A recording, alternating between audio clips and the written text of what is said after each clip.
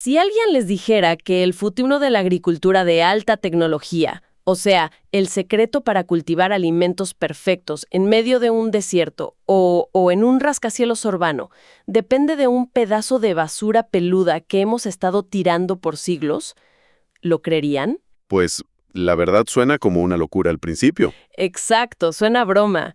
Pero piensen por un momento en un coco en la playa. La escena clásica, lo abren, disfrutan el agua fresca, tal vez raspan la pulpa blanca para comer. ¿Y qué pasa con esa cáscara fibrosa y gigante que sobra? Termina en la basura, claro, en una montaña de desechos. Literalmente. Pero resulta que estábamos ignorando una verdadera obra maestra de la naturaleza, y justamente de eso se trata nuestra misión de hoy, en este análisis a fondo. Sí, es un error de percepción fascinante, la verdad. Hemos pasado generaciones asumiendo que esa gruesa coraza solo servía como, digamos, un empaque desechable para proteger la semilla que va adentro. Ajá. Pero cuando empiezas a analizar a nivel microscópico lo que realmente es esta fibra, bueno, la historia cambia por completo. Totalmente. Tomamos esta enorme pila de artículos y notas sobre la botánica y la agricultura del futuro y extrajimos los datos más reveladores. Hay un documento técnico en particular, entre las fuentes, que se enfoca en algo llamado fibra de coco 3. Y la verdad, me voló la cabeza. Es un documento muy completo, ¿sí? El objetivo hoy es entender por qué esa capa intermedia del fruto de la palmera cocotera, que los científicos llaman cocos nucífera y los botánicos denominan mesocarpio, se ha convertido en el superhéroe absoluto de la hidroponía moderna. O sea, es 100% natural, orgánico, renovable y tiene unas propiedades de ingeniería que parecen, no sé, diseñadas por computadora. Y para entender ese nivel de ingeniería, tenemos que conectar la química y la física cruda de este material con los problemas reales de cultivar comida. Claro, problemas del día a día. Exacto, porque la agricultura se enfrenta constantemente a variables que no puedes controlar. El suelo se enferma, o retiene demasiada agua, o de repente se seca como una piedra. Y la fibra de coco entra a resolver esto de una manera tan elegante que, pues, cuesta creer que provenga de un subproducto agrícola. Sí, de la basura, básicamente. Para visualizar esa elegancia, supongo que tenemos que meter este material bajo un microscopio virtual primero. O sea, antes de ver cómo salva las cosechas mundiales, necesitamos saber de qué está hecho exactamente. Me parece el mejor punto de partida. Revisando las notas, hay un término técnico que aparece constantemente para clasificar esta fibra. Dicen que es un material lignocelulósico. Así es, lignocelulósico. Suena a trabalenguas de clase de química, pero asumo que ahí está la clave de todo esto. Totalmente. Y aunque suene súper intimidante, la palabra simplemente nos revela la receta biológica del material. Básicamente significa que está compuesto por una tríada de elementos que construyen el mundo vegetal, que son la celulosa, la hemicelulosa y la verdadera estrella del espectáculo, en este caso, que es la lignina. Ok. Casi todas las plantas tienen estos tres, pero la proporción que encontramos en la fibra de coco es lo que rompe el molde por completo. ¿Por qué? ¿Qué tienen de diferente los porcentajes? Bueno, su contenido de lignina es altísimo. Estamos hablando de que representa entre el 40 y el 50% de toda su estructura. ¿Wow? Ok, vamos a desempacar esto porque necesito imaginarlo bien. Si pensamos en la estructura celular de esta fibra como si estuviéramos construyendo un rascacielos moderno. Me gusta esa analogía. Sí, a ver, la celulosa, que según los datos aporta toda la resistencia a la tracción y conforma entre el 27 y el 45% del material, serían las varillas de acero, ¿no? Esas vigas largas y flexibles que evitan que el edificio colapse cuando tiembla o hay viento. Exactamente. Es una analogía muy precisa. Las plantas necesitan esa flexibilidad estructural para no romperse. Muchísimo más pequeña, desde un 0.15 hasta un 20%. Yo me la imagino como el alambre de amarre. O sea, un agente de unión básico que mantiene ese acero en su lugar. Como un pegamento. Ajá. Eso. Pero luego entra la lignina. Si conforma casi la mitad del material, la visualizo como un concreto de ultra alta resistencia que se vierte sobre todo ese esqueleto de acero. Lo recubre, lo endurece y lo vuelve prácticamente indestructible frente a los elementos. ¿Voy por buen camino? Vas directo al punto. Lo fascinante aquí es que lo que cambia las reglas del juego no es solo que la lignina sea como un concreto, sino el tipo de protección que ofrece en el mundo real. A ver, explícame eso. Claro, esa altísima concentración de lignina es la razón biológica por la que la fibra de coco no se pudre. O sea, no se degrada fácilmente cuando la entierras en el lodo o la empapas de agua en un invernadero comercial. ¿No le salen hongos ni nada? Muy difícilmente. La lignina le da una estabilidad dimensional brutal. Es decir, no colapsa, no se encoge, no se vuelve papilla con el tiempo, como le pasaría a unas hojas secas normales. Es como si la palmera hubiera diseñado un búnker celular. Literalmente. Si lo piensas evolutivamente, la palmera cocotera necesita que su semilla, ¿Qué es el coco? el coco, necesita que flote en el océano salado, bajo un sol abrasador, resistiendo el ataque de bacterias marinas durante meses, y que aún así llegue a otra costa lista para germinar. Claro, tiene que sobrevivir un viaje en el mar. Por eso la lignina es un escudo biológico natural contra la radiación ultravioleta y un repelente de microorganismos que causan la descomposición. Entonces, cuando un agricultor usa esta fibra, tiene un sustrato que le puede durar años sin degradarse. ¡Qué locura! Y de hecho me llamó muchísimo la atención un detalle microscópico de las notas. Decía que las células que forman estas fibras son huecas y estrechas.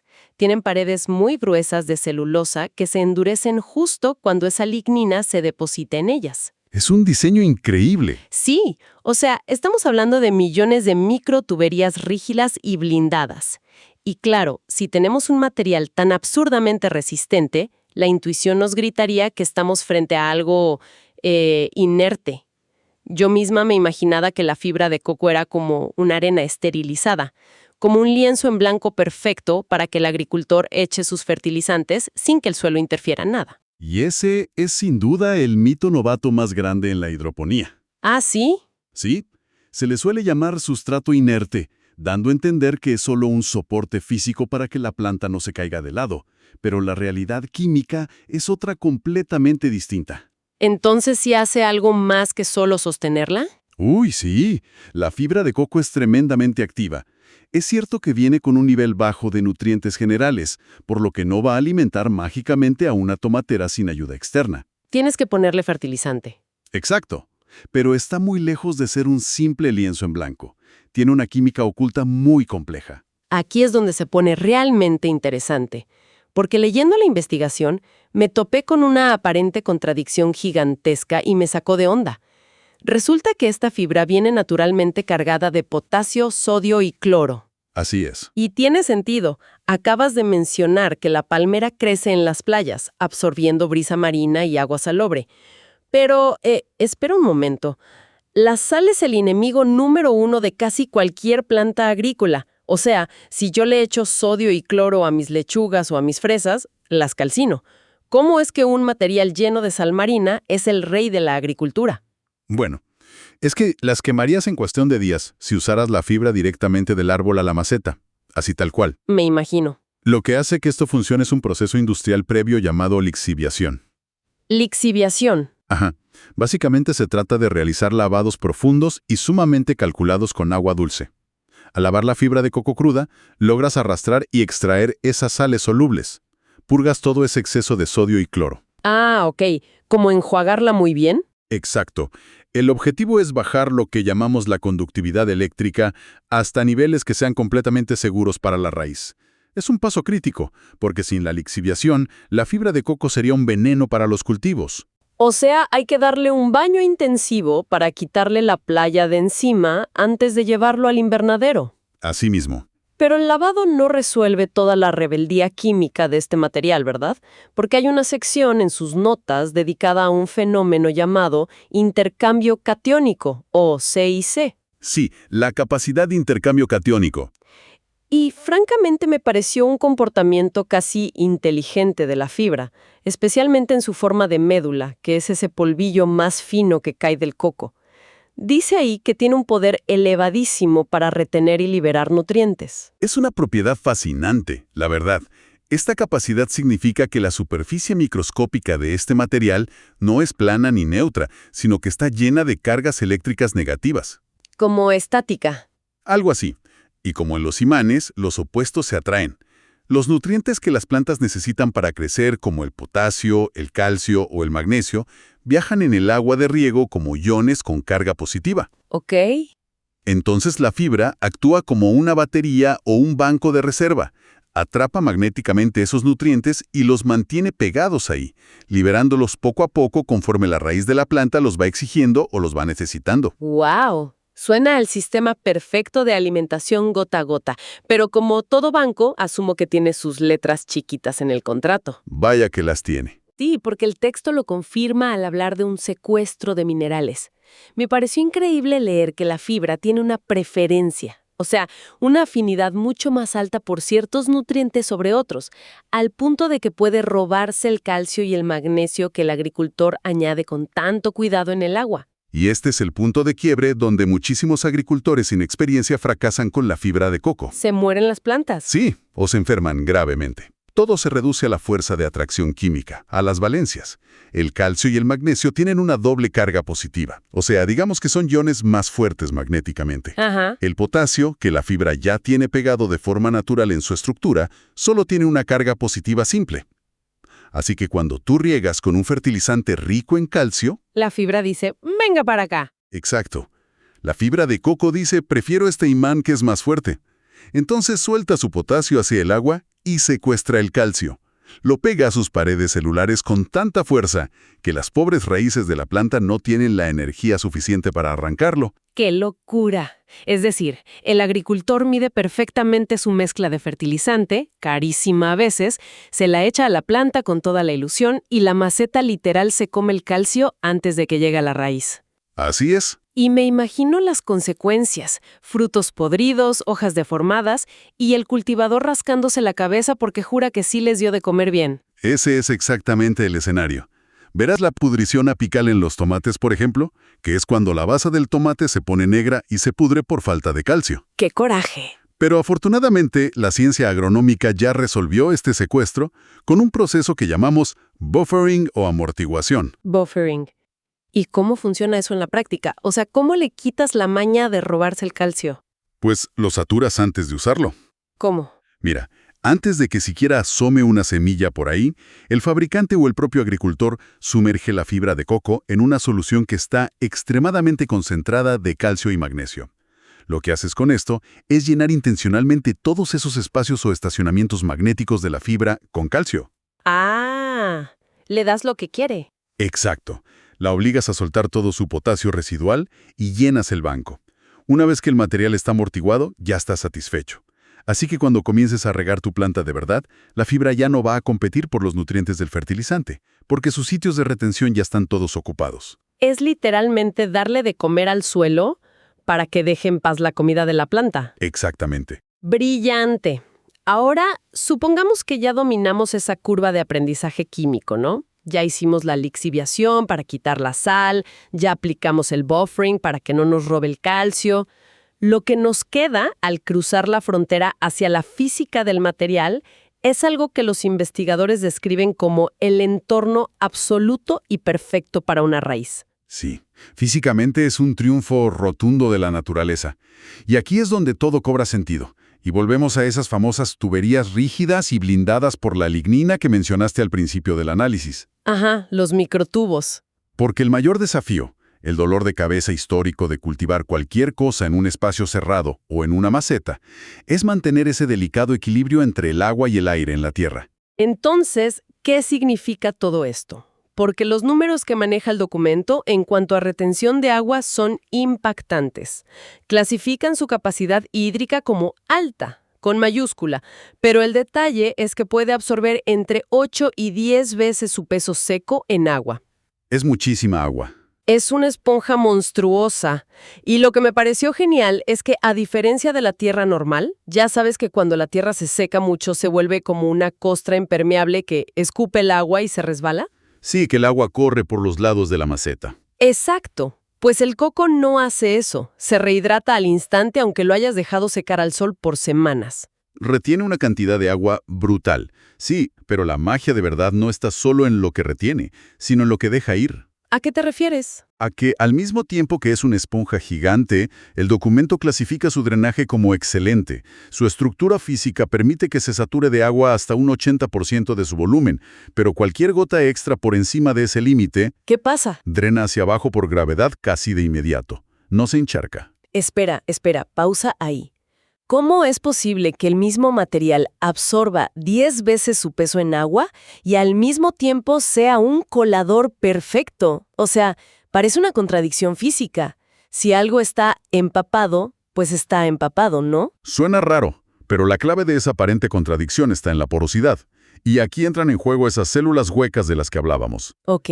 Los datos muestran que la fibra de coco tiene una porosidad total de hasta el 95%. 95. Imagínate eso. Casi todo el volumen físico de lo que estás tocando con las manos es en realidad espacio vacío. Es puro aire atrapado entre las fibras. ¡Wow! Si conectamos esto con el panorama general, este es el dato que salva vidas en la agricultura. Incluso cuando el sustrato está en su punto máximo de saturación, o sea, cuando literalmente no le cabe una sola gota más de agua, Ajá. todavía mantiene aproximadamente un 15% de aire vital intacto, escondido dentro de esos canales microscópicos. O sea que ese 15% es el salvavidas. Porque, si no me equivoco, una planta puede morir ahogada tan rápido como muere de sed, ¿verdad? Así es, y es algo que mucha gente que empieza a cultivar ignora por completo. Las raíces de las plantas no solo beben agua, necesitan respirar oxígeno puro para realizar sus procesos metabólicos básicos. Y sin ese oxígeno, no tienen la energía para absorber esa misma agua. ¡Qué ironía! ¿Sí? Si tú inundas un suelo tradicional o una tierra muy arcillosa, el agua desplaza el 100% del aire. Todo. Se hace lodo. Exacto. Un lodo denso, la raíz asfixia, las bacterias anaeróbicas toman el control de la situación y en un par de días tienes pudrición de raíz, que es letal e irreversible. Pobre planta. Pero en la fibra de coco, por más que te equivoques y dejes el sistema de riego abierto de más, ese 15% de oxígeno sigue ahí, no lo puedes sacar. Es la diferencia entre una raíz ahogándose en lodo y una raíz buceando feliz con un tanque de oxígeno. Es increíble cómo el círculo se cierra perfectamente. Esa lignina súper resistente del principio, la que actuaba como concreto en nuestra analogía, es la que garantiza que esos túneles de aire no colapsen por el peso del agua. Y eso permite la respiración de la planta durante años sin que el sustrato se compacte. Todo está conectado. Hay un último factor físico que destaca en los documentos, y es el tema del pH. Señalan que la fibra de coco tiene un pH que oscila entre 5.5 y 6.8, lo cual describen como de ligeramente ácido a neutro. Un rango muy bueno. Y hacen un contraste muy marcado con el que solía ser el rey de los sustratos comerciales, la turba, o el famoso peat moss. Claro, el peat moss. Y ese contraste es justo la razón por la que la industria mundial está migrando en masa al coco. La turba se extrae de pantanos milenarios, es musgo descompuesto y ha sido el estándar de oro en la horticultura por muchísimo tiempo. Yo la he visto en los viveros, es muy común. Sí, y tiene buena retención de agua, pero tiene un defecto químico masivo. Es extremadamente ácida.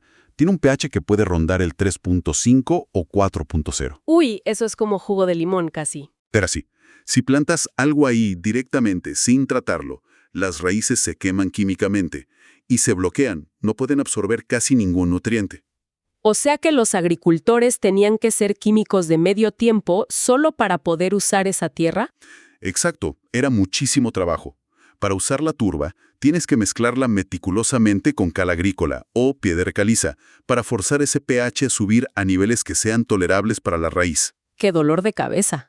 Es un proceso tedioso, es costoso, y el problema mayor es que el efecto de la cal se desvanece con el tiempo, así que a mitad de la cosecha el suelo se vuelve ácido de nuevo y la planta sufre. Claro. La fibra de coco, en cambio, se sienta naturalmente en ese punto dulce de 5.5 a 6.8, que casualmente es el rango de pH donde la inmensa mayoría de las plantas absorben los nutrientes con la máxima eficiencia. Te saltas todo ese dolor de cabeza de las correcciones químicas constantes. Pues si hacemos un recuento de todo el viaje que hemos dado hoy en nuestra charla, la verdad es para no creerlo.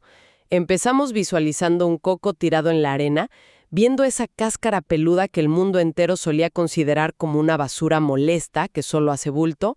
Una molestia, ¿sí? Y desglosando toda esta evidencia técnica que nos enviaron, descubrimos que ese mesocarpio es una verdadera obra maestra de la bioingeniería.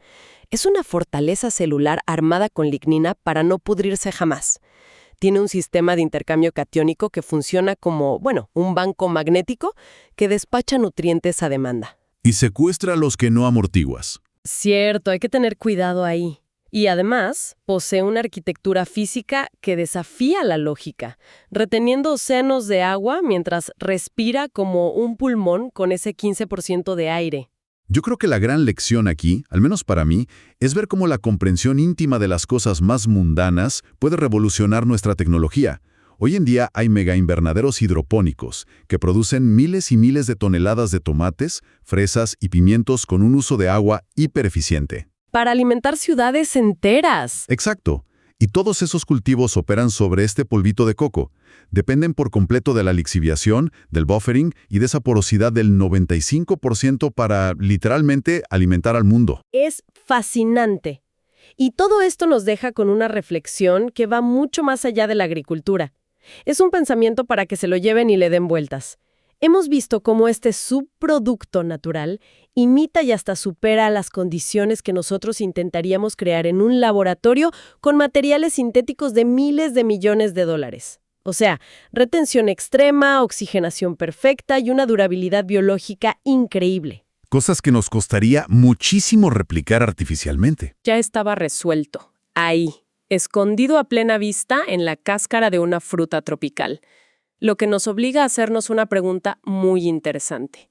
Si la evolución ya diseñó el plano arquitectónico perfecto para el cultivo y nosotros lo tratamos como basura durante siglos, ¿cuántos otros materiales de desecho en el mundo natural, cuántas otras cortezas, cáscaras, hojas o subproductos que barremos todos los días esconderán propiedades químicas y físicas exactas que podrían revolucionar la ciencia de materiales, la medicina o la ingeniería del mañana? Es una excelente pregunta. ¿Cuántas cosas estamos tirando sin saber su verdadero potencial? Exacto. Solo hace falta que nos detengamos a mirar de cerca su estructura celular. De algo estoy segura. La próxima vez que pidan un coco fresco en la playa, van a ver esa cáscara fibrosa con muchísimo más respeto.